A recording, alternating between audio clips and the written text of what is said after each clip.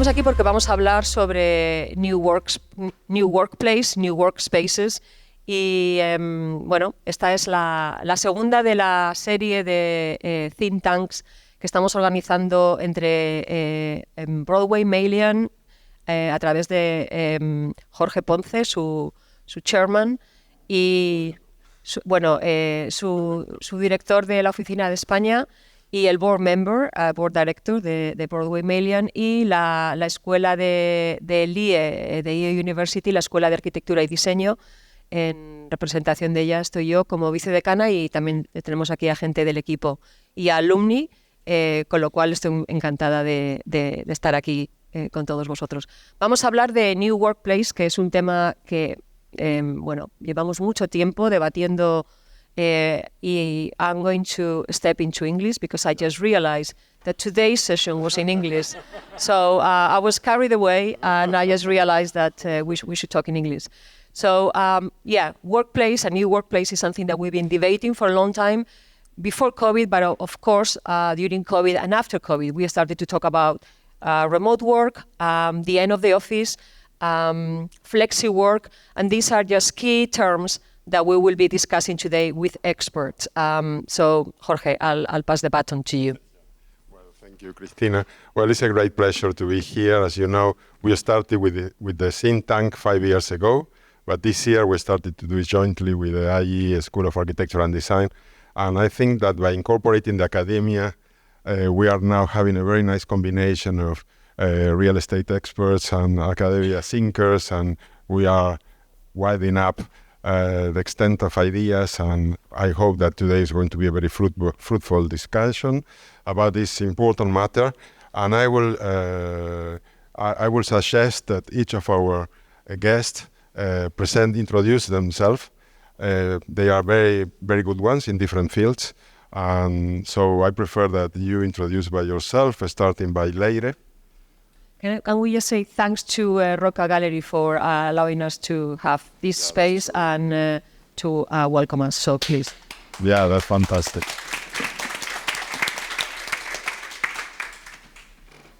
I am Leire Echevarría. I am the ESG and Sustainability Director for CBRE in Spain. CBRE is the leading professional services company in real estate, and we have a very ambitious decarbonization target for 2040. So this is not only for the footprint of the spaces that we occupy as a consultancy firm, but also for the assets that we manage on behalf of other landlords. This represents 12 million square meters of assets in Iberia. So I think this is a key element to understand how important sustainability is for a company and for the sector. Thank you, Leire. Fernando? My name is Fernando Ramirez. I am a director in Merlin Properties. Merlin Properties is a REIT, the largest in the Iberian Peninsula, and a multi-product company. We do offices, we also do retail, we do logistics, and lately data centers, which is the base for the growth of the company. Within Merlin, I am leading our co-working brand, which is called Loom. So very much, in contact with the new trends in terms of workplace. And I also lead the department related to ESG, which is also a big part of the conception of new spaces, as Leire was saying. Hello everyone. My name is Ruth Dominguez. I work for Deepkey, which is a PropTech company. We are basically focused on helping companies with the decarbonization they have within the real estate sector. I'm leading the delivery office here in Iberia and LATAM as well. And I collaborate as well with IE University, helping students with their professional development, trying to understand which is going to be their next steps. So I'm very aware of how the market is working and which are the main demands on the market. So that's mainly the idea why I'm here today, to balance these two concepts. Mm-hmm. Hello everyone, I'm Will Poole Wilson. I've worked in workplace for over 25 years. I'm an architect and interior designer. I'm the founder of Will & Partners, which is a practice which works with Broadway Malyon. And I'm an author as well. I've authored the BCO, which is the British Council for Offices Wellness Matters paper, amongst others. I'm the founder and author of the SCAR environmental tool, which is the basis of Neighbours, if you've ever come across Neighbours. That's probably enough about me.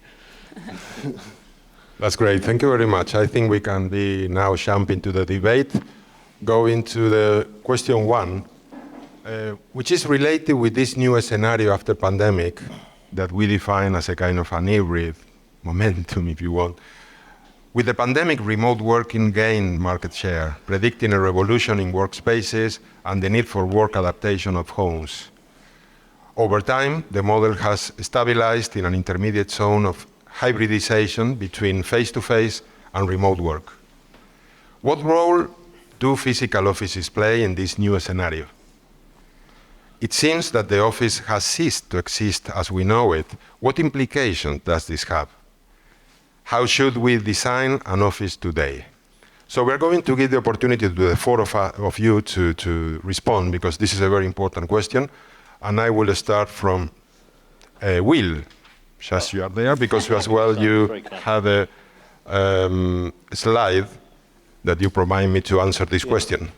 So I think sometimes you have to zoom out to remember the pandemic, if you want to remember the pandemic at all. And actually, I'd encourage you not to, because actually everything we were doing in the pandemic, we were doing before the pandemic.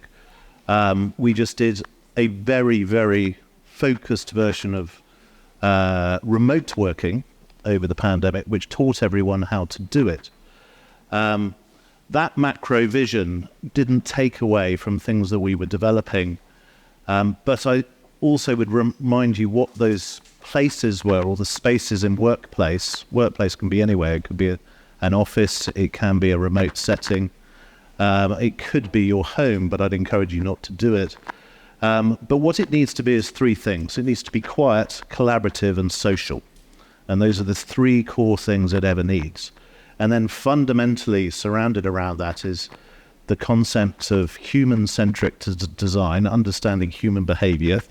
And what the pandemic gave us was an accelerated agile working scenario that you could play into that was also fluid and socially flexible. And it taught us as human beings how to do that. Most of Europe was locked down for over 6 months. Dubai, interestingly, only locked down for 4 weeks. New Zealand had a different version of it.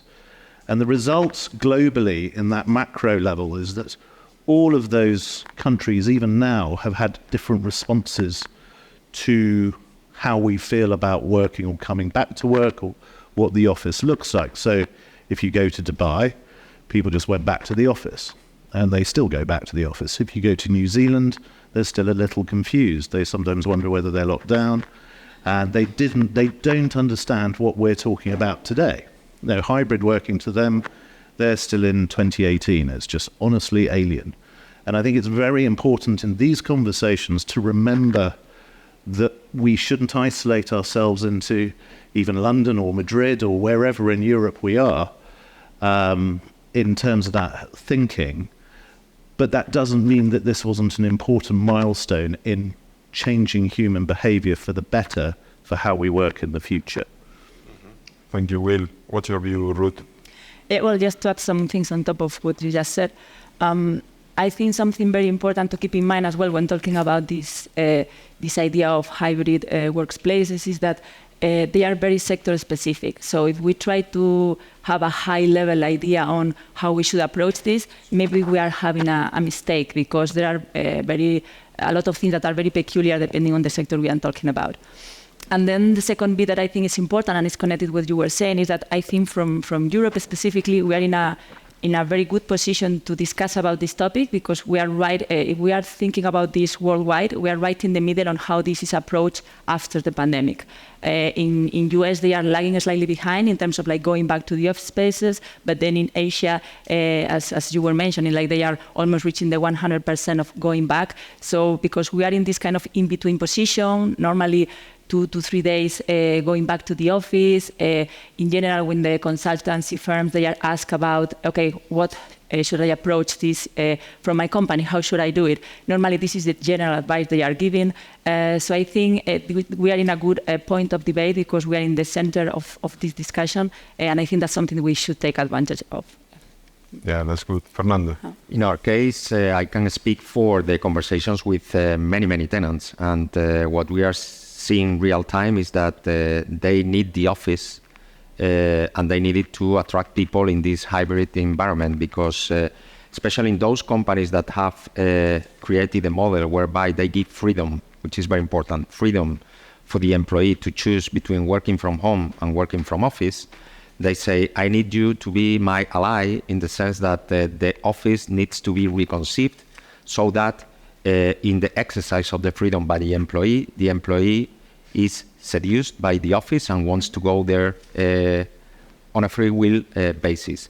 This translates into different things that we have been seeing in the last, let's say, 2 years.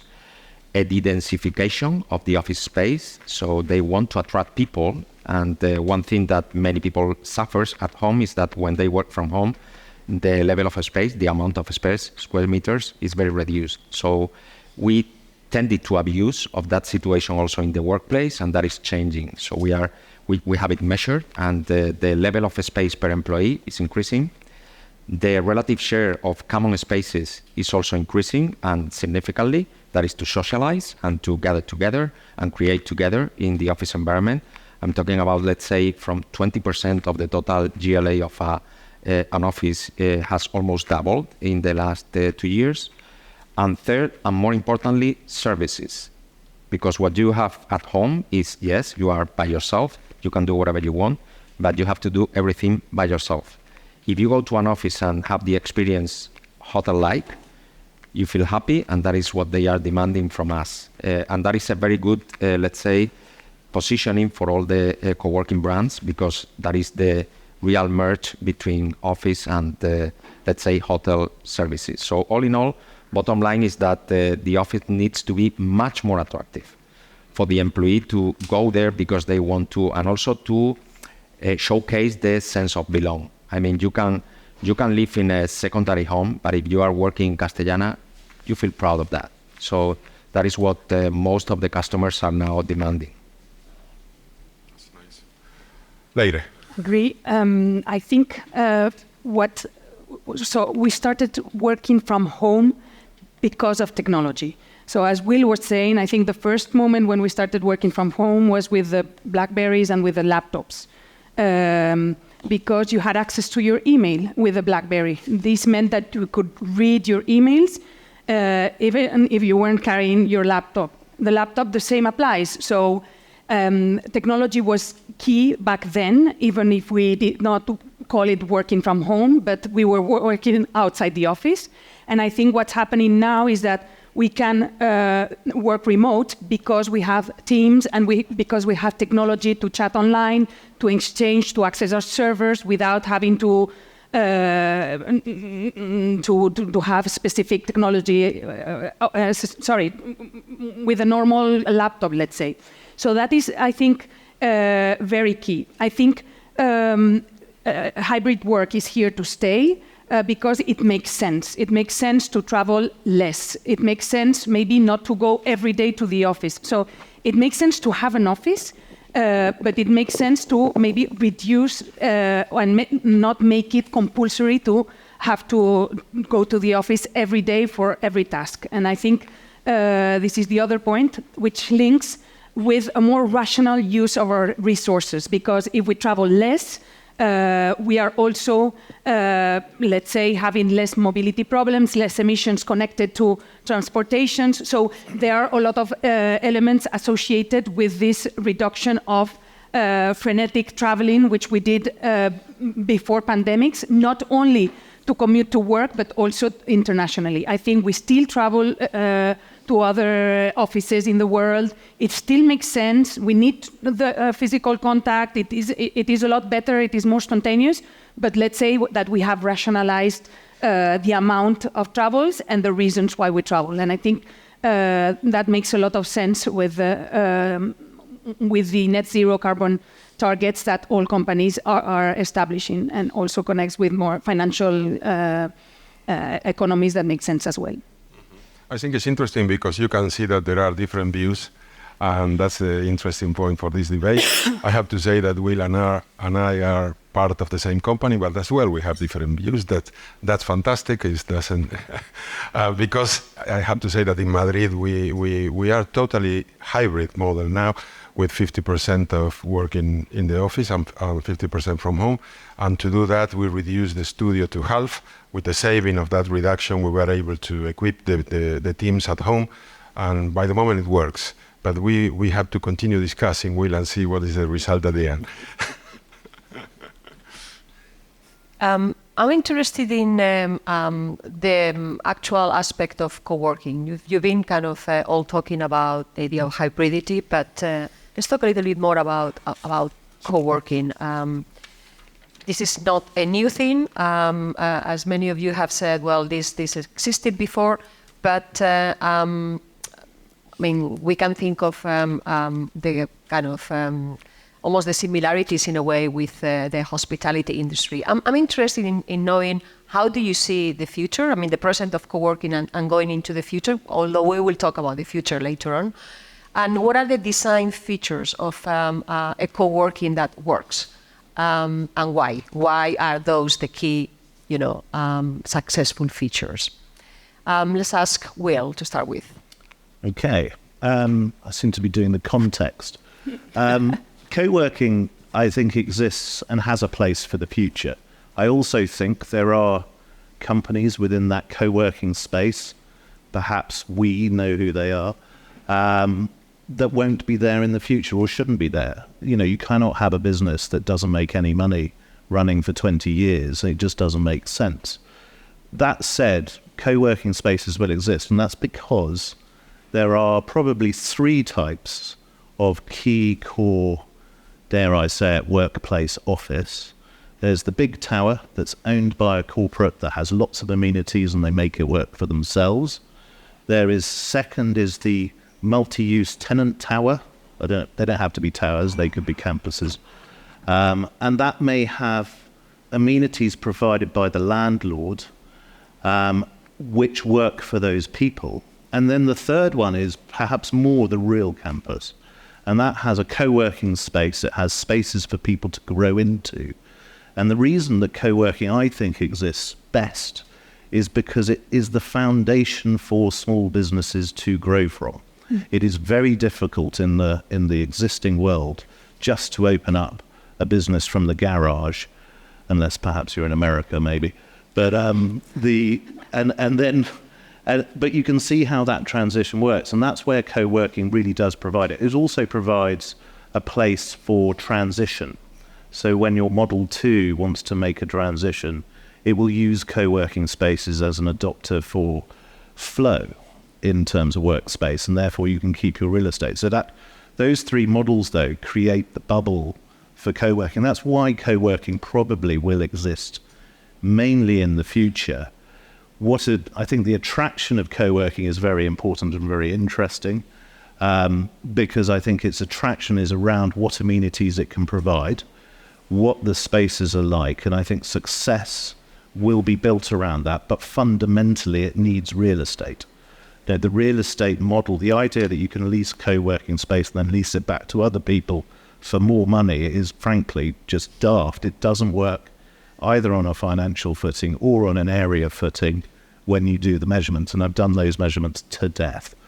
It does not work. What about location? What about location? How important is location? So location always matters. Location, I think I'll come back to the concept of campus. Location is important because sometimes we don't have campuses. Because really, back to what we were talking about earlier, if you live next door to your office, everybody goes to the office. If the school is next door, your children go to the school. So really it's about how much you travel. And one thing we've got wrong in cities, actually Madrid is a good example of a good city, because I think it sits within a 15-20 minute rule. But actually the majority of cities, particularly in Europe, are very bad at getting people to their place of work or allowing people to move to their place of work across the entire city, which at that point means the city is broken up. So those are the points about why you pick locations. So location gets more complex depending on the city you're in and where you're at, because it's about the places that you want to get to, whether that might be as an amenity, it could be a gym, it may be because you need to be close to, say, PwC or EY or KPMG. I'll name all of them so that none of them are better. But you've got to get to all of them in the same amount of time, and that may be what focuses. So co-working needs to think about that, because certainly if you're a small business, that's quite important. Okay, thank you. Leire, what's your view on co-working? What are the distinguished, features that successful co-working will have? I think co-working is a way of real estate as a service, which I think is the tendency. So let's say that maybe the model of co-working as we understand it today is not maybe the future exactly, but I think the concept is the future, because when Fernando speaks about attracting people to the buildings, to the office buildings, we are speaking about providing tenants and occupants with services. So beyond, let's say, the office space. And for that, we discussed in the preparation of this round table, we were speaking about the concept of scale as well, right? So the larger, let's say, the community, the easier the amount of amenities that we can provide, and for this concept of real estate as a service, where it is no longer just about leasing a space where you plug in your computer and that's it. It is about generating a community, making a space attractive in terms of wellness, in terms of amenities, in terms of the contact maybe with nature, in terms of, so let's say that there are a lot of other elements that are included in this equation and that are demanded by occupants. And I think this formula will be balanced between the co-working, the extreme example of co-working, and maybe some hybrid, maybe lease models that will go towards that, but not in that extent. Okay, Fernando, you alluded to amenities before, and also a sense of belonging, which have been mentioned by others as well. But you mentioned it first. How important is that when we are talking about co-working? How would you kind of describe? Are those the main features that, in terms of designing a good co-working space? I think that the success of co-working, which is happening little by little, is, sorry to say, in this forum, not that related or that much related to architecture and the conception of the space, rather to some other features, and I will elaborate. Because at the end of the day, if you go to a modern co-working, it's not very different from the headquarters of a modern company. So you need to make it attractive, obviously, but there is no difference in the layout, the configuration, etc. A lot of common spaces, look and feel that is very modern, etc., etc. That's architecture as well. But that's aesthetics and architecture, which plays a role, but it's not the main role in my humble opinion. I think that the three key elements that make different, not co-working, I would say flexible space, flexible office from a conventional office is one, that the space is fully fitted, and you don't find that in a conventional office. The space is already fully serviced, and that is, as Leire was saying, the trend, and we have that as part of our DNA. We have people trained to make your day happier every single day. So fully fitted, fully serviced, and flexible. You can leave the space from one day to the next day. So there is no lease agreement that makes you stay there for 5 years. So that gives a lot of optionality to the corporates, which is corporates, very important to say. In the mindset of the population, co-working still big praderas with a lot of people going in Bermudas and sharing that brilliant moment. It's very different. The reality of flexible space, what we see every single day. 68% of Loom is corporates on private offices.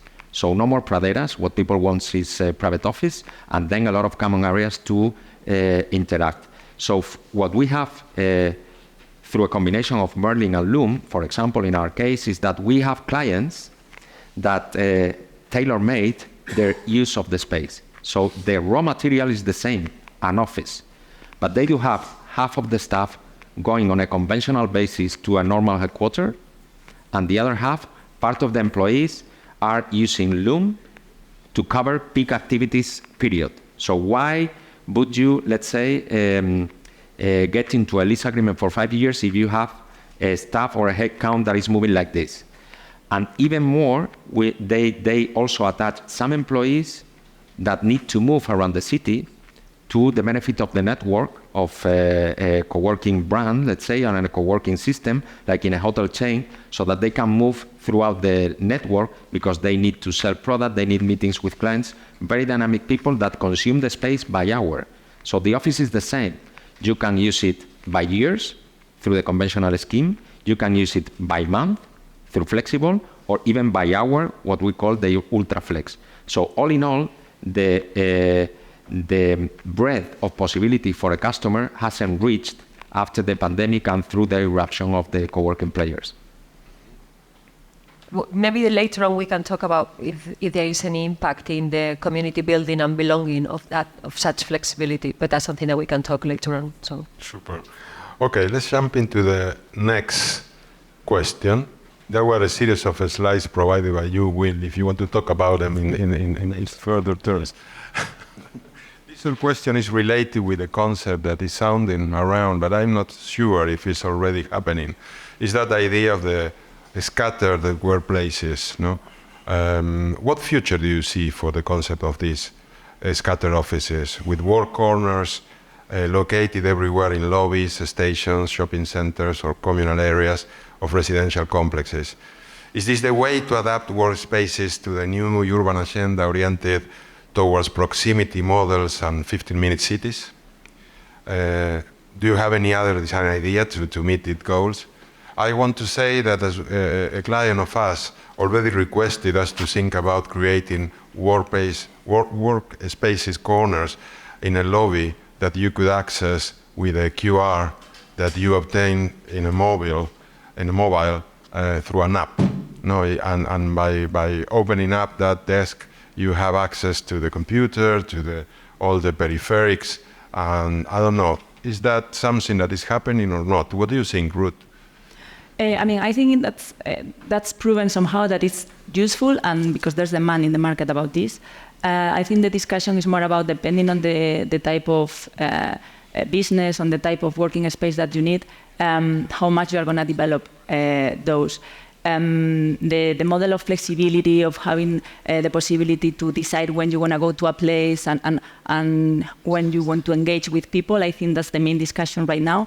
And what is pushing back from this model is this idea of what you mentioned before, Fernando, about making community, networking with people around you, this face-to-face interaction. And this is the balance that is right now under discussion, because pushing more this model in terms of having spaces that are decentralized and design-wise, they have a lot of potential, pushes back a little bit this idea of networking and of interaction and belonging to a community. But I think we cannot split this from the idea of sustainability and what it means for a company in terms of reducing the CO2 emissions, reducing the distance to your normal daily working place. So this cannot be detached, because otherwise you will optimize the design in terms of a hybrid model, but maybe you miss other bits of the picture. So sustainability needs to go hand to hand with the design in these lines, I think. Thank you, Ruth. I'm interested in your view, Fernando, because working on the co-working sector, this is connected with that. Is a possible business to have your Loom facilities distributed around the cities as small corners? I'm not a great believer in this, what they call hub and spoke model, because, this is from a common sense perspective. Who uses the, let's say, working facility in a shopping center or in an airport? That's collateral. That's someone who is flying out or in, someone who has gone shopping around or has 30 minutes for whatever, or has some time in between one meeting or another and sits down in a Starbucks. But that's collateral. So it's more related to mobility and aprovechar el tiempo rather than being a destination in itself. So that's why, if it works for someone with great mobility and a frenzy activity and a hectic activity here and in London and capital cities, that's going to be anecdotal. So from an economical standpoint, for example, going to your question, for a co-working operator to create this, it's very difficult that the numbers do work, because the market is so tiny that it's very difficult. And it's collateral, again, as I was saying. It's good that you have that possibility, but to put a threshold, if you need to be relaxed and work for, I would say, more than 1 hour and a half, then yes, go to a Loom, use your passport, or go to whatever co-working brand, and you stay there. But below 1 hour and a half, it takes you more time to move from one place to the other rather than going to a Starbucks or going to a train station and stay there for half an hour. Thank you, Fernando. Yeah, the way I understood this question was more about concentration or scattered, and I included maybe, I assume that the scattered workplace was not only the workplace corner, but also let's say the co-working spaces. What I think is there is a sense of ownership tied to the brand and to the companies. And I think this is what you do not get when you go to a co-working space, this sense of community. And I think when a company goes to a city, they want to have a place where people interact, identify with that space, put their brand and their name on the door, create this sense of belonging. Let's say that is part of the business. And I think working from home, from a co-working office, or from a work corner, this is not achievable. Having said this, I think it complements each other. So let's say that so far we have been speaking about working from home or from the headquarters, to name it with a name, to name it somehow. But let's say that maybe what needs to be discussed is, okay, maybe working from home is not, doesn't make so much sense, and it is working from an office corner or from a co-working or working at your headquarters. So that makes the efficiency. And I wanted also to highlight something which we call the mobility of care. We have seen that a lot of people need to let's say, commute to work and then to take care of their families, either kids or the elderly. So let's say that there is a sense of care that is associated with that mobility and with the efficiency within the city. And I think those spaces, so if while you're working from hospital, to say something, maybe it's not the nicest example, but or from, I don't know, from any other space, you can, let's say, find a place, a quiet space to have a conference call without, people shouting, without it not being a cafeteria. Maybe the mobility of care, the reduction of the footprint, and the better combination of the activities that one person includes in their daily life, which is not only working and being at home relaxed, but includes a wide range of other activities, can be combined. I don't know if this is too far from the conversation. Oh, that's very interesting. Thank you very much, Leire. Cristina. I'm also interested in the actual physicality of the spaces, not only of the interior, which we've alluded to somehow, but the actual buildings themselves. I'm interested in this aspect as well, because in the School of Architecture and Design, we are increasingly exploring the idea of the creative industries and the city. And one of the things that we can see as citizens is that the old factories are no longer in use, and they are actually being found new uses. Sometimes it's art spaces, or it could be bars. All sorts of things. The same way, all kind of warehouses, abattoirs are becoming something else. We have a very well-known space here in Madrid, El Matadero, which probably everybody knows. So I'm interested in what's the role of, what do you see as the role of these former sites of maybe the second industrial revolution, now that we're in the fourth industrial revolution and we are in the knowledge economy and in the digital economy? Is there a space for this kind of the new co-working, the new flexi space in this type of real estate assets, perhaps? The question goes to Ruth. I definitely think so. Because one of the key aspects, at least in the creative industry, because as I was saying before, I think each sector deserves one specific point of discussion, but in this sector specifically, I think this kind of networking spaces and the way the interaction flows, and when you are during the design process, there's a moment that you are kind of like detached from the world. It's quite niche. It can become quite isolated when you are focused on the creative process. So having people across the corridor or engaging with different disciplines, it can be quite rich. And depending on how the space is distributed, you will be more willing to do this type of engagement or not. So maybe going more back towards the kind of classical office with partitions and things like that doesn't help that much into this interaction, and going towards the idea that you are saying of open spaces where you can engage, you can visualize different floors, different groups. It helps as well with this sense of community that we were saying before, and I think it's definitely the way forward. And based on the conversations that I had with different professionals in the sector, I think it's more common nowadays, like when you are trying to design this type of spaces, looking for specialists. Like a few years ago, maybe they went more for the generic type of design, and they felt like, okay, if somebody did an office space, if somebody did a residential space, is going to be able to design this type of co-working and engagement spaces. Now, I think there's a shift in the way people approach this, and they will to look for professionals that know how to do this type of spaces. They have a track record. They understand this type of interactions and potential needs.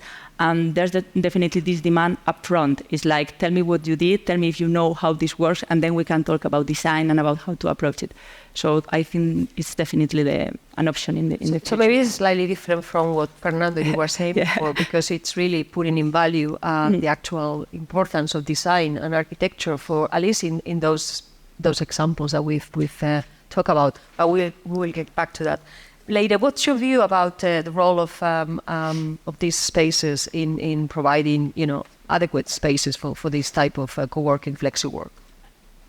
You mean for this creative industry? Yeah. Yes. Spaces of the creative industry. Yes, I think the urban regeneration associated with the change of use of old industrial buildings into office spaces is something that happens in maybe young neighborhoods where the rents are still maybe not at that high, and where there are things happening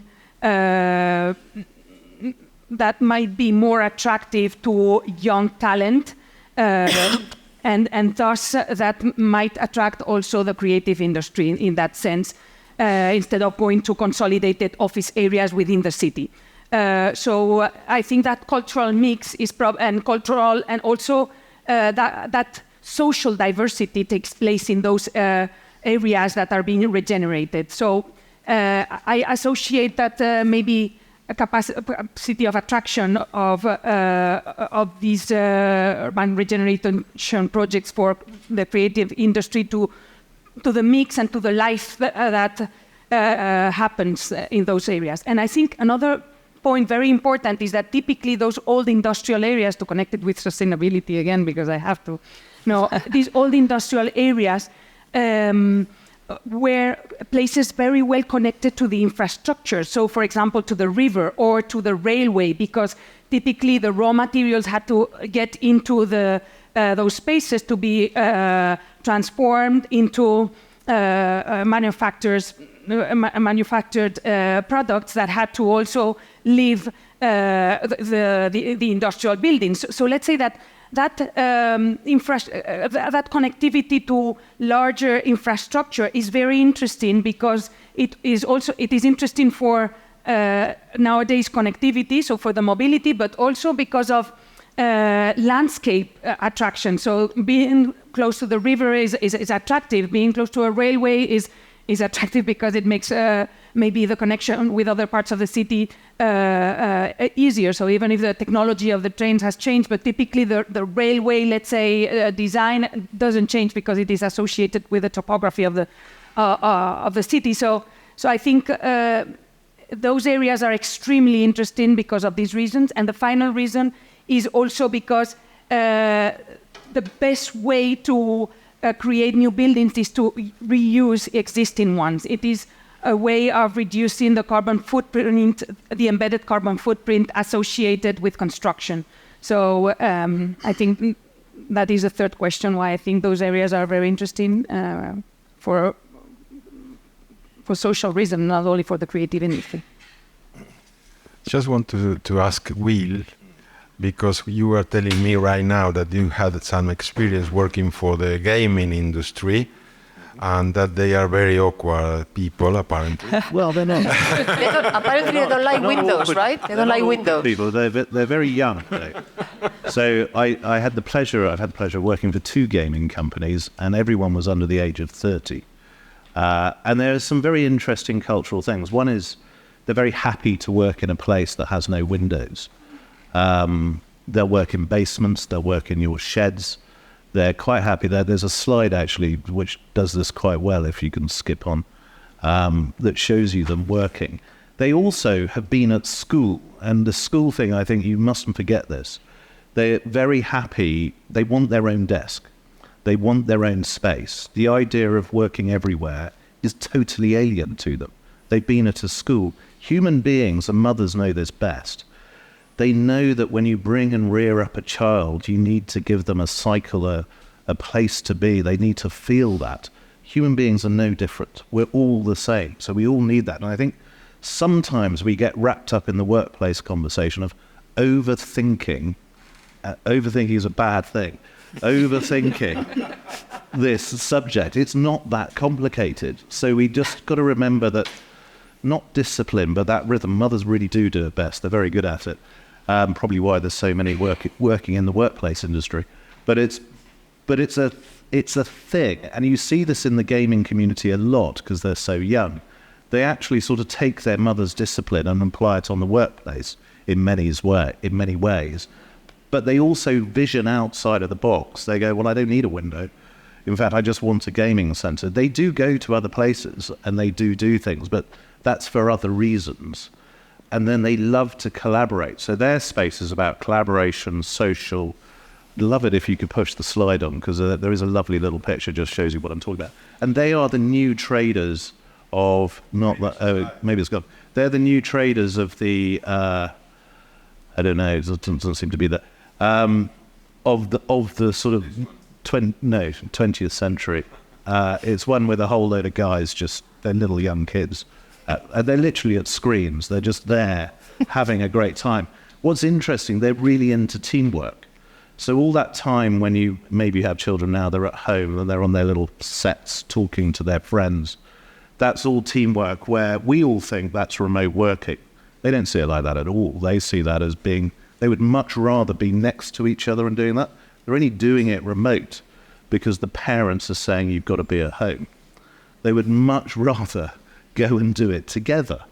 That's what we blind ourselves with thinking we know the answers.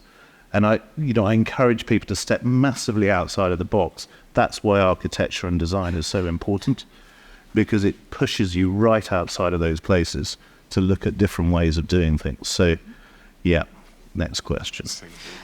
We are ready for the future, I think, now, because after this, I think that we have to ask them about what's your vision of the future of the office, of the future of workspace. Thinking of the Z generation and younger generations as well, but also of the fact that they are going to be, or we are going to be, cohabitating in a flexible or not flexible way with different generations, ranging from boomers to Z generation and below. So, what's the future like, Will? Well, I'd like to see an office on Mars. I'd like to see an office on the moon. And, the wonderful thing about the Mars and moon is it doesn't rain. So do you need a roof? Probably. But, I think, but that's the sort of world you can go into. I think you've got AI in there. I think AI is an extraordinarily brilliant thing. I'm an enormous supporter. I don't think it means there are less jobs. I just think jobs are different. I don't think the office goes, but the office may be different. I think it's sometimes good to look back, to look forwards.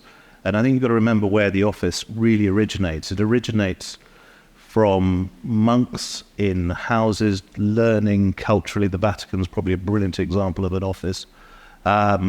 Through to coffee shops and tea shops and cultural trade, where lots of business was done. That perhaps is your origin of co-working, but is also the origin of the office. And it's not hard to see that we've only had a blip really since probably about 1880 to 1920, where the office as a place where there are rows of desks exists. That won't go away, but it'll be sectorized. So, for example, financial sector, because of security, particularly IT security, you have to lock people in the same place, poor chaps. But that is a thing. So I think what we're seeing is an evolving workplace settings for certain things. You have to look harder. It's kind of great for us as workplace people because actually the subject just gets more complex. But at the end of the day, it's also simple. You've got to keep coming back to those simple points. So the office of the future will exist. I'm not entirely sure what it looks like, but there will be rows of desks. There will be spaces. I think laptops are very interesting. They'll get locked down when you need security. I think we're going to have problems with that in the future. I can see that actually it's better to have collaborative spaces. And I think you can't get away from the fact that during the pandemic, people realized, it's quite nice working at home. I've got all this stuff, but they couldn't socialize. So they then wanted to go back to the office. There were things they didn't like. If they had too pokey a house, it was too small. If it was big, it was lovely. But the one thing that is true is if you say to someone, if you live next door to your office, where will you go to work? I can guarantee you, because I do this question to everybody says, bar one weirdo, so says, I will go to the office. And that is just a fact of life. And so you kind of know it's about the commute. You kind of know it's about teamwork. Teamwork's very important. I mean, try counting, so I did this with someone the other day, try counting to 3 with a partner, 1, 2, 3, and just see how hard it is. So it's a very simple thing that we can all do, but doing it with another person, a lot harder than you think. Yeah. Thank you, Will. Now, while our panelists respond to this question, I suggest that the whole audience thinks about it as well, because then we are going to give you the microphone to give us your opinion. But in the meantime, Ruth, what is the future in 2050 of the workspaces? I think the future, and it's connected with what you were saying, Will, I think technology is going to be there. There's no doubt about it. And I think technology is kind of like the perfect combination to discuss hybrid work and sustainability, so it's a must. I think companies are doing small efforts like bring your own device and all these things. I think it should be moved to a next step. I don't know, metaverse is like a large word, but there's a lot of understanding still to be done around this world. But I think some bits are going to be taken from this. So my wish, I would say, it would be kind of like having an office that would follow me instead of me following the office, and would fit me instead of me fitting the office. No, we're always trying to adjust to the co-working space, trying to adjust to the commuting distances. So I think we should think about it on the other way around, like all the efforts in terms of co-working is trying to make things effortless and seamless and trying to balance your life. So I think the effort should go towards that route. In general, I think we spend a lot of time thinking about how we design the spaces we are in during those 2-3 days. But I think it's important to design as well the time that we spend apart. So that time that we spend in the commuting, that time that we are not in the office itself, because it's time that we can take advantage of, like how we, for example, optimize when we have calls on the way, when we have like calls, as we were saying, like in the middle of the airport, things like that. We are going to be using devices for sure. So how we can use these devices, for example, to track CO2 emissions in real life, how to engage with, for example, in a networking event, take data from the people participating in the event without having to take notes, without having to use your phone. So making everything more active, effortless for us. So we have time to spend in other things that are more useful, and design the space, not only the space we are in, but the time we are apart as well. That would be my ambition. So I would say it's more about designing the experience of an office instead of the space of an office, I would say. Thank you, Ruth. Fernando? Well, I think that we are starting to see the hints of what's coming, which is very difficult to predict, but we are starting to have a glance of what may come. Our bet would be that first, the digital interaction of the user with the building will be increased. So you will be able to do everything, let's say, online, control the lighting, the air, the space booking of meeting rooms, ordering the coffee, etc., etc. All that is already there, but it will be increased because we cannot forget that this is a root raw material. So this is physical. I mean, if we are talking about office, it's physical. It's not virtual. So you can increase the interaction virtually with the building, but you need to be there. Okay, that's one thing. Second thing is that I think that the spaces, because we live in a changing world, and again, this is very much aligned with flexibility.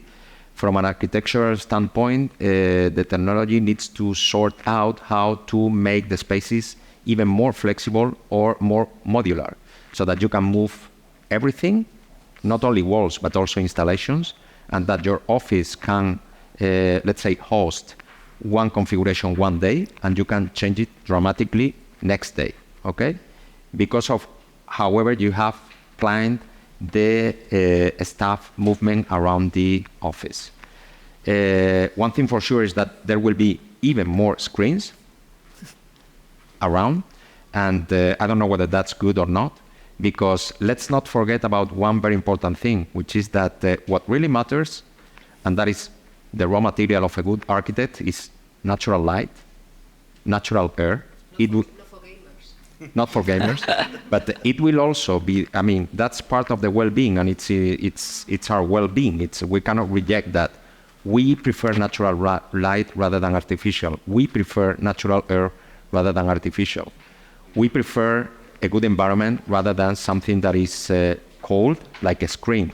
I mean, so that is the challenge, to combine all the technology features, but retaining what is very important, which is something very difficult to reach, which is equilibrium, so that you find yourself in peace when going to your workplace and you get the best of you because the environment is there.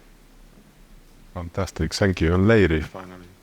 I think there will still be offices because we need to get together, and for all the reasons that we said. I believe in the city of the 15 minutes, but I think the offices will be concentrated as headquarters, you know, as a place from people of a company will be concentrated. So the hybrid model will include maybe in your neighborhood an office space such as a corner or a co-working, but that you will commute 3 times a week to your business area, because I think the headquarters will still exist and will want to be close to each other to cluster and to produce the scale needed for shuttles, to increase amenities. Maybe one landlord cannot provide a swimming pool, but 3 within the same block can get together and say, okay, let's invest in a swimming pool, just to say something, so that the amenities in the office neighborhood are increased and are more attractive to people. I think also connected to this vision of the city, the connection with nature and let's say the relationship of the closed space with the environment will be increased. This is also something that we have inherited from the COVID pandemic, and let's say that there will be more hybrid space, so not hybrid, but intermediate spaces. So the reception will be more open towards the exterior. You will have more terraces. You will have more patios. So I think this connection with the exterior is healthy, not only because of the quality of the air, but also for the exposure to sun, for the connection with plants, nature. So I think that is also a component that will be there, and definitely the technology. I think maybe the challenge for technology is to be able to create offices where the meetings, the hybrid meetings take place in balance, because right now when you connect to a hybrid meeting and you're from home and the people are in the room, or vice versa, it is not balanced. You miss, like, I don't know, 30% of what's happening there because of the audition, because of the quality of the connect. I don't know. It is not the same. It will never be the same, but I think maybe technology could balance that. So I just expect to work a lot less in 2050.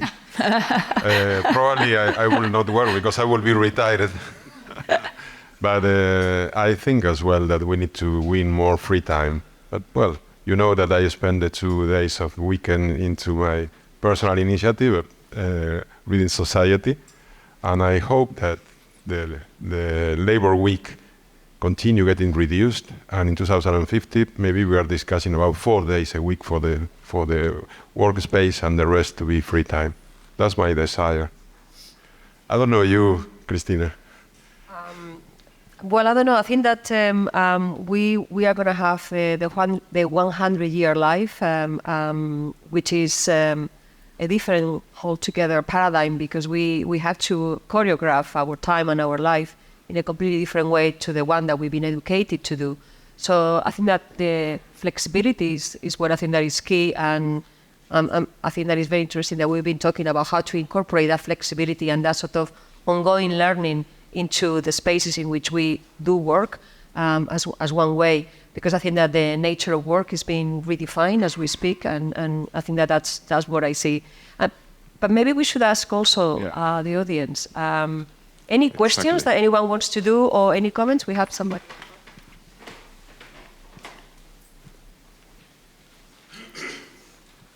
Thank you for a lovely panel.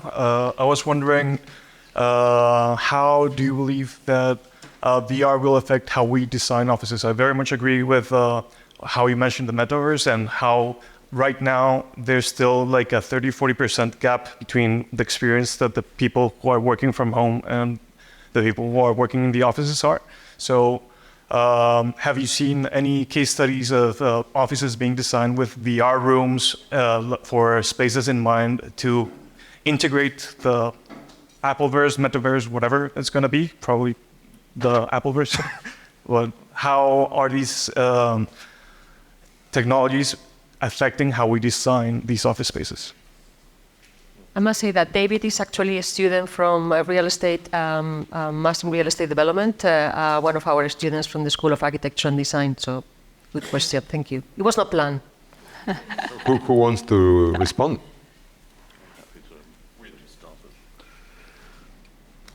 So what do I think about that? I mean, clearly we're going to be using VR in the future. I think that's, sometimes it's just good to look back. Star Wars did it, Archigram did it, Peter Cook was doing it. He even had us floating up in cities on Zeppelins, running around so we could drop down to our homes perhaps. And I think it's important. Architecture's seen this already. So I think VR's there. In Star Wars they have pop-up 3D images. I saw one the other day where you can communicate to a person. So I think the idea that we're going to have 3D images we can talk to is absolutely already there. I think the question in space is quite tricky, actually, in terms of how do we incorporate the technology. I think, number one, it gets incorporated because it will exist. What the space then is sometimes a tricky question. The sort of recent history of that is, it probably started with things like Sky News, the BBC, all going online, and then people could communicate in terms of news. So news is a very interesting place to look for that story from the 80s, because it connects to brand culture and how important that was. So there you can sort of see those spaces are going to be culturally very important as well. How do you communicate culture? What is the design background of that? Then you have later on in life, this jumping ahead a bit, you have spaces where we were designing rooms that mimicked each other. Can't even remember what we called them. They were bonkers, really. They were incredibly expensive, but it was just so you could be in a meeting room and talk to somebody in New York from, say, Madrid, and feel like you were in the same room.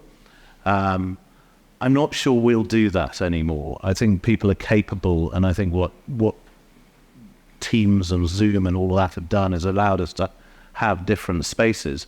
But there may be places where we do have holograms, we do have that kind of thing, and I don't think it's very far away. I mean, it's been around, the technology has been around for over 30 years. I saw my first hologram, 25 years ago. Saw another one the other day. So I don't think that technology is very far away for us, and it's coming. That's great. Any other question, reflection?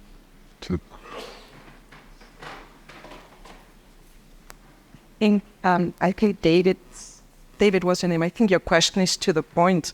If you listen to the last question, the generation that will enter the workplace in 2050 will be born in 2027. So we are trying really to think our heads quite. I mean, my daughter would be 38, which I'm not too sure if it makes me happy or it makes me cry. But I definitely think that, David, your point on, I think technology, virtual environments are going to be here. Holograms will be a thing of the past. I mean, I really hope that I'm going to be able to just put on my glasses and log into a virtual environment that mimics the Loom, the CBREs, and whatever office the KPMGs, EYs, and whoever has. So I hope to have a very smart virtual assistant, because I believe that we're going to be very much more efficient and clever in the way that we work and in the output that we have. And that's going to also have an impact to the work that we produce and where we produce it. You mentioned comfort. I think comfort is going to be completely different. I think comfort will be provided by intelligent buildings, by smart materials, by things that react to the moment and not to what we designed them for. So architects will still be relevant. And along with that virtual world, I think we're going to have built environments that will have to be designed for longevity. And I think longevity is a key word that we need to start making use of. It's going to be about longevity. It's going to be about quality. Fashion has always been much more ahead than ours, and they're already talking about slow fashion. So the idea that things last beyond trends, beyond designs. And finally, I mean, for the EA, I think that architects will be relegated to this incredibly complicated task to solve complex problems where a virtual world and a physical world converge. And that's going to be amazing. I mean, I wish I was entering the workforce in 2050 to design that future, and not to ideate it. That's awesome. That's it. I think we are running out of time. I don't know if anybody wants to say very briefly. Sorry, I just want to take it in a different matter. A lot of you mentioned how light is important for architects and for working, and how people would like being next to rivers and everything. And I just wanted to pose a question really quickly. You know how a lot of people, the more they get into tech, it affects their mental health. I just wanted to see your viewpoints about how it blocks sort of when someone is affected mentally and their mental health, too much technology can create a block. So, and a lot of people now in architecture and a lot of industries are trying to go back to sort of the olden days where everything was more simple and basic to get their creative juices going. What's your viewpoint on that? That is a real complicated question, because it's related to everything. I mean, I'm really concerned about my children, the affection that or the diseases that they may be exposed to 20 years from now. One profession that I think it's a no-brainer that we need to do is being an ophthalmologist. Because, I mean, when you are attached to a screen 7 hours per day, every single day since you are 10 years old, and this is a muscle, it will suffer. Apart from the addictions and apart from isolation. That's the one that concerns me the most, isolation. And I mean, this is coming, and this affects everything. This affects our personal life, our day-to-day, and not only the workplace, which for sure will also be affected. There is starting to be stop screen movement, let's say, around the globe, For example, in terms of the schools, they are really suffering a real problem with the abuse of the use of screens by the children, and they are starting to revert the situation because the pandemic didn't help. Quite contrary, the use of the screens was allowed in schools because there was no other possibility to educate people while the pandemic. But now, what they have realized is the flip side of that. And what I'm seeing personally in the schools where my children attend is that they are starting to forbid everything. So a school tried to portray them as very modern because everything was on an iPad. And they are starting to say, well, maybe we should double question this because un cuaderno como huele, I mean, a real teacher, the physical world, that has its charm, and the attachment and embracement by people is more powerful, in my opinion. So, very difficult question. I think it's a great question. We were having a chat with Will this morning, and this is a message for architects. We need to come back to draw by hand. We are doing that in our studio. It's fantastic in these digital times because you are like a star. He knows how to do it and works very well. Can I go to a point of direction? We have reached digital saturation. That's a known thing, and there are plenty of data sets out there that show that. The most disturbing data set comes out of Germany, where they have been studying for over 10 years children growing up with extreme digital points. And it absolutely demonstrates that they have a lower perception of creativity. What's very spooky is somebody our age doing the same amount of time, which they also have measured.